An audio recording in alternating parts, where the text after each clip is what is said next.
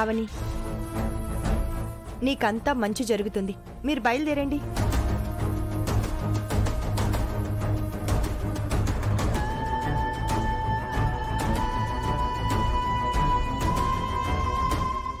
అవని, పద. మనసు అంగీకరించడం లేదు.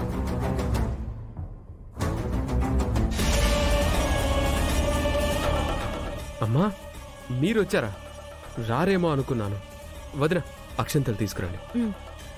కేక్ కటింగ్ అయిపోయింది.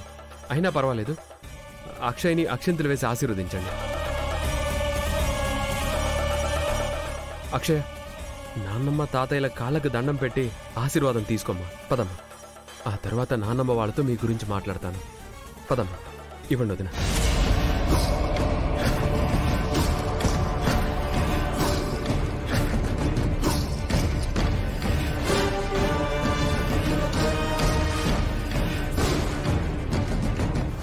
ఎన్ని గొడవలున్నా నేనంటే మీకు ప్రేమని నాకు తెలుసు నానమ్మా. ఆశీర్వదించండి. అక్షింతలు తీసుకొని ఆశీర్వదించండి అత్త. తీసుకోండి మావయ్య.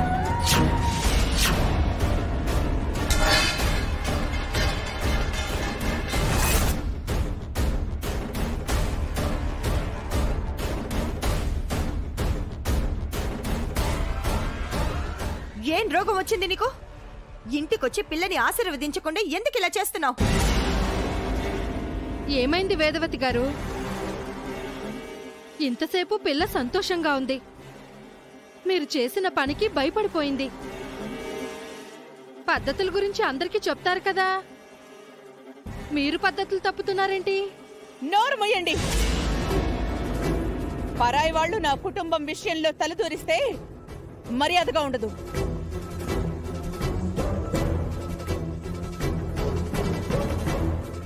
ఇప్పుడిక్కడ జరగబోయేది ప్రేక్షకుల్లా చూస్తూ ఉండండి.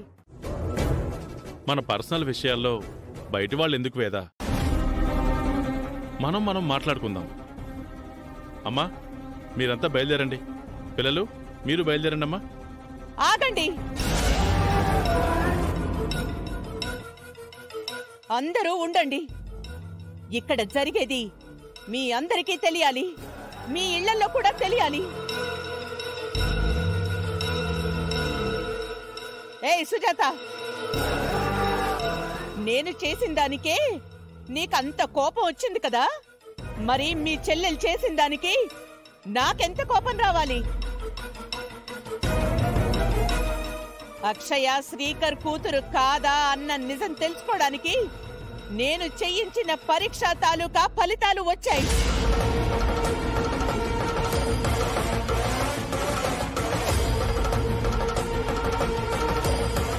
దీని ప్రకారం ఈ అక్షయ నా మనవరాలు కాదని తేలింది.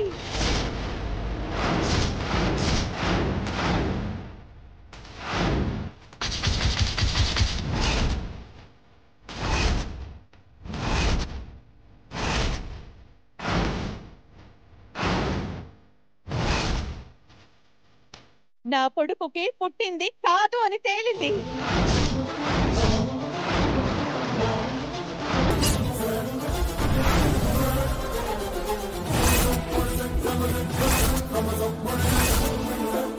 ఇది మా రక్త సంబంధం కాదు, తప్పుడు సంబంధానికి కలిగిన సంతానం. వేదవతి, ఎందుకు అరుస్తావు?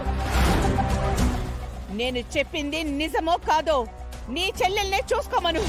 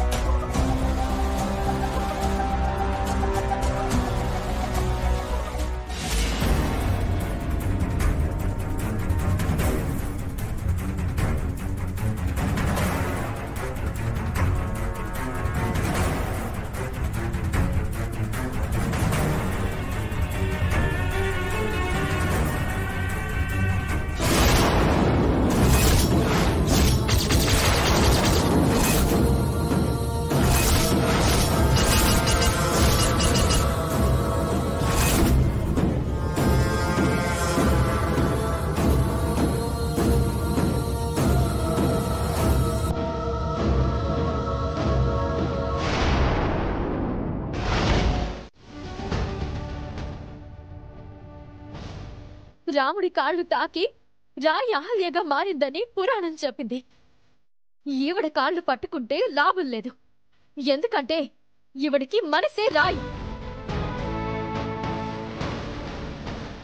ఆ రాయి కరగదు, అది బండరాయి. రాళ్లల్లో కూడా నీరుంటుందని అంటారు. ఈ బండరాయి మాత్రం మన కన్నీరుని చూసి కరగదు.